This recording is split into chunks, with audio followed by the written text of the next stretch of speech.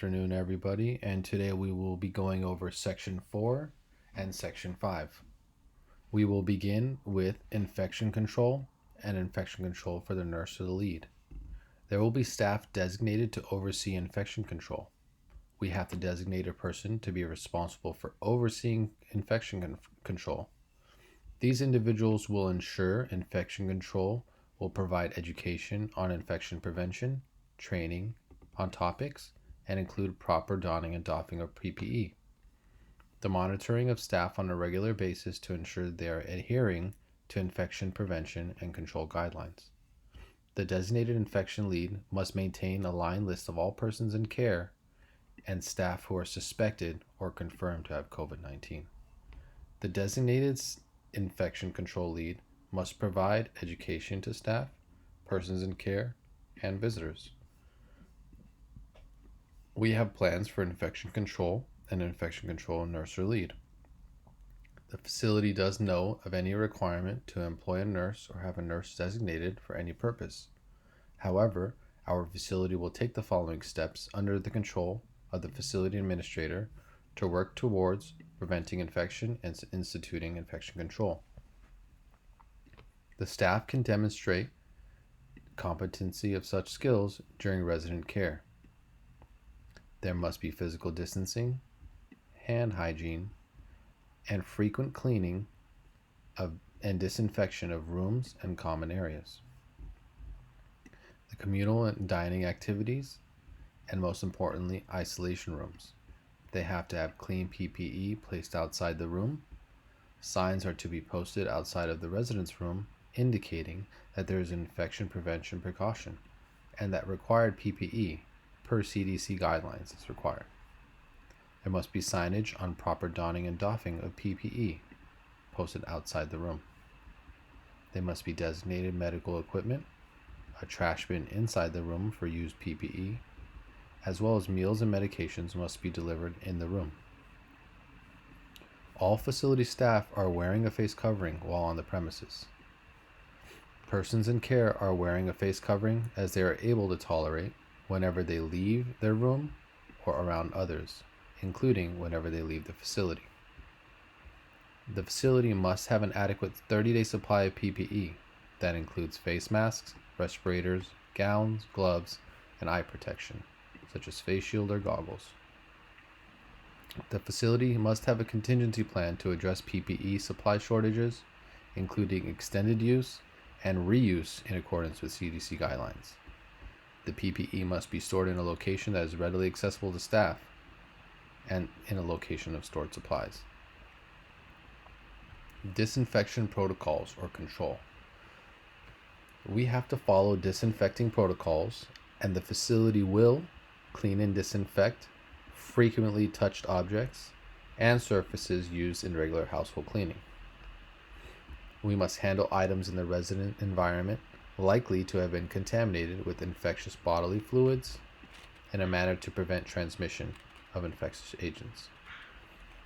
We have to clean and disinfect frequently touched objects, which include toilets, telephones, doorknobs and handles, kitchen food preparation surfaces, and rooms after each meeting between a visitor and person in care. We must use a separate bathroom or one that can be disinfected after use. We have to clean surfaces with soap and water, then disinfecting with the household disinfectant prior to and after serving meals.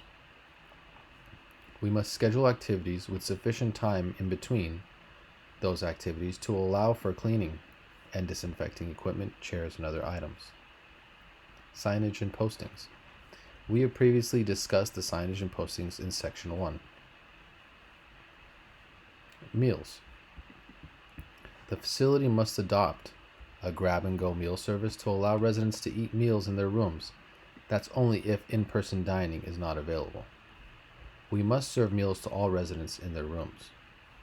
We must cancel all indoor and outdoor group activities.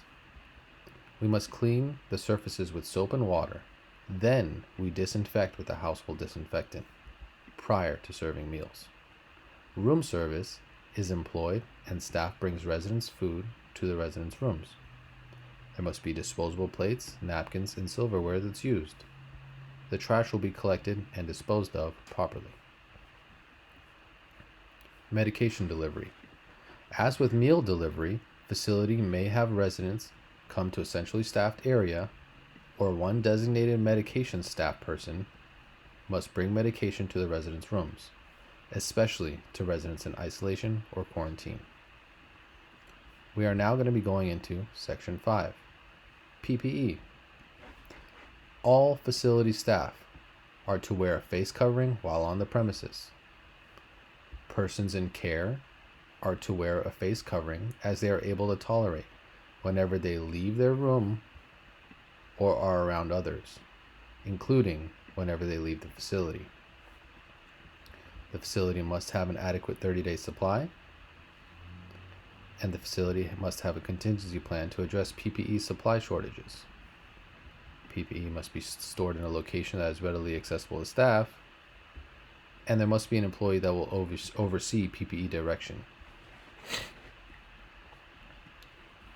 PPE includes gloves, disposable gowns, face masks, and eye protection. It is not always possible to have an isolation room due to physical plant restrictions. This is addressed below, and the facility will ensure the use of PPE use, wearing masks for residents. The residents will always wear masks when outside of their rooms, when they are participating in facility activities, dining, leaving the facility, when in contact with staff, or when in contact with fellow residents.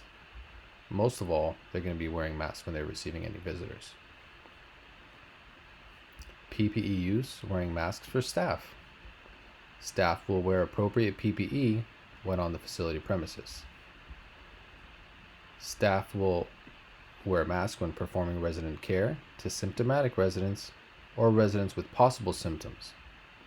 The staff must wear masks if they may have been exposed to COVID-19.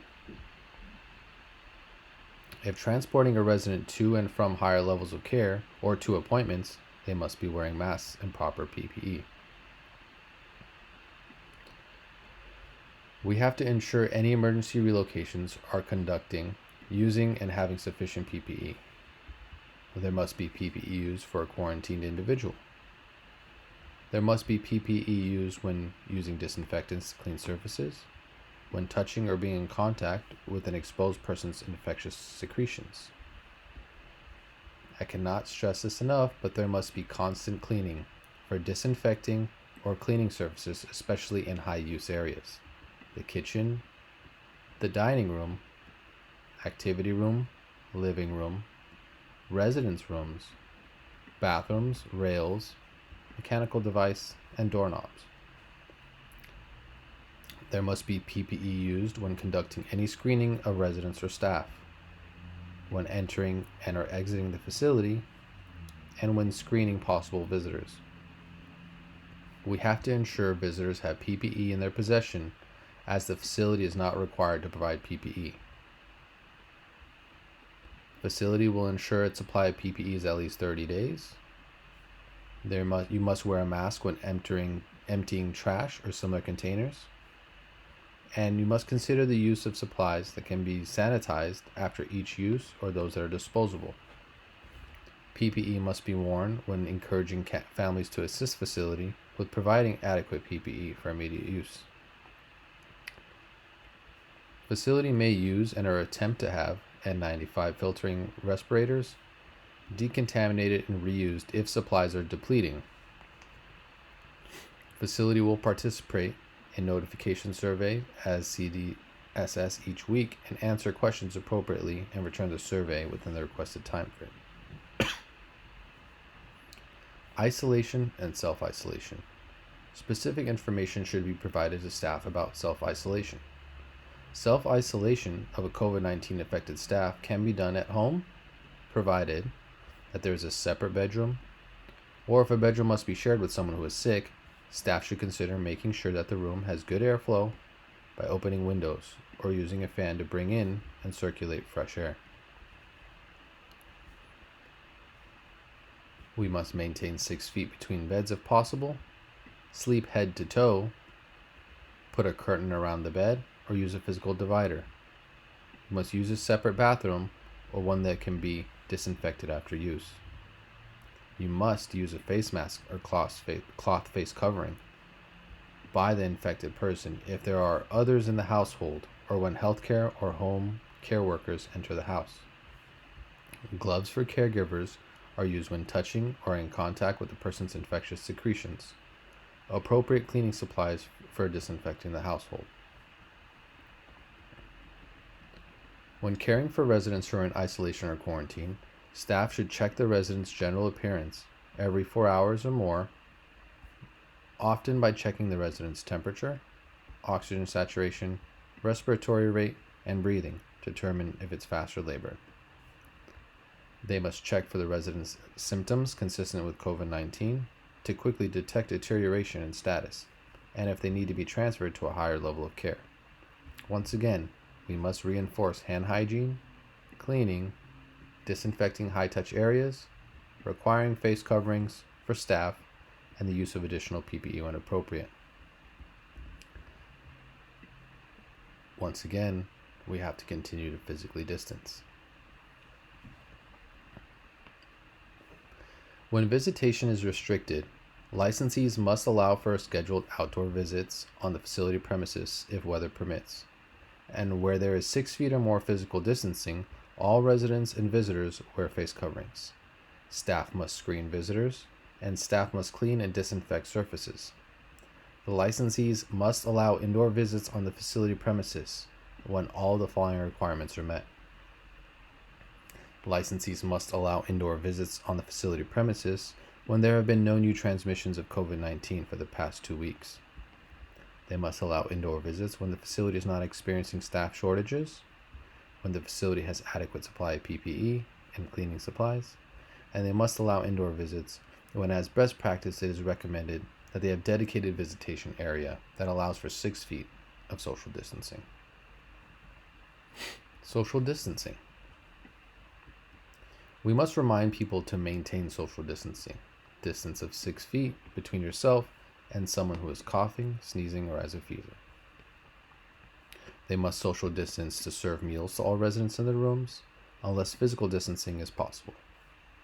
We have to use physical distancing guidelines of 6 feet or more. The facility may modify activities to prevent COVID-19 transmission to include allowing residents to socialize in common area where social distancing and source control can be accomplished. Implementing 6 feet physical distancing and other infectious control measures, using disposable paper, gowns, games, or art supplies, setting up an outdoor space for physically distancing activities, scheduling activities with sufficient time to allow for cleaning, staggering activities to limit the number of participating residents at any one time, and ensuring that no more than 10 individuals are in the room for activities. We usually have to shorten activity time to reduce the risk, schedule the types of activities that allow staff and residents to wear face coverings during the activity, consider the use of supplies that can be sanitized after each use or those that are disposable. We must notify residents of the above guidelines and remove excess and unneeded furniture. Entering or exiting of the facility. The following strategies can help reduce the spread of COVID-19 when individuals are entering or exiting the facility. We have to designate one area to enter and a different area to exit. We have to require the use of face coverings. We have to add signage at entrances outlining proper face covering and current physical distancing practices. We have to designate a person to conduct initial screening for individuals entering. They must take the temperature of the individuals using a no-touch thermometer, and they must not have a temperature of 100.4 or above, which will indicate a fever. We must ask individuals entering about COVID-19 symptoms within the last 24 hours and whether anybody in the individual's home has had COVID-19 or had tested positive. We must have staff check their temperatures at home or before coming to work and advise them to put on face coverings regardless of symptoms before leaving home. We must exclude visitors or staff showing symptoms of COVID-19 and disinfect any surface that was within 6 feet of a symptomatic individual. Items that cannot be disinfected should remain with the individual or be discarded. We must make available and encourage use of hand washing stations or hand sanitizers upon entry and while in the facility. Most importantly, we have to record the name and contact information for individuals entering the facility for possible contact tracing. The staff conducting the screening should use PPE unless separated from individuals being screened by a physical barrier or partition. Staff conducting screening should also make interactions as brief as possible by limiting the interaction to screening questions only. Visits from non-essential individuals should be limited until these conditions are met. There are no new transmissions of COVID-19. The facility has not been experiencing staff shortages. Licensee has adequate PPE. Licensee has adequate access to COVID-19 testing. And the visitors are required to wear face coverings. Visits from non-essential individuals should be limited if we allow visits from medically necessary staff, social workers, or legally responsible persons care to carry out their duties. This will conclude this section.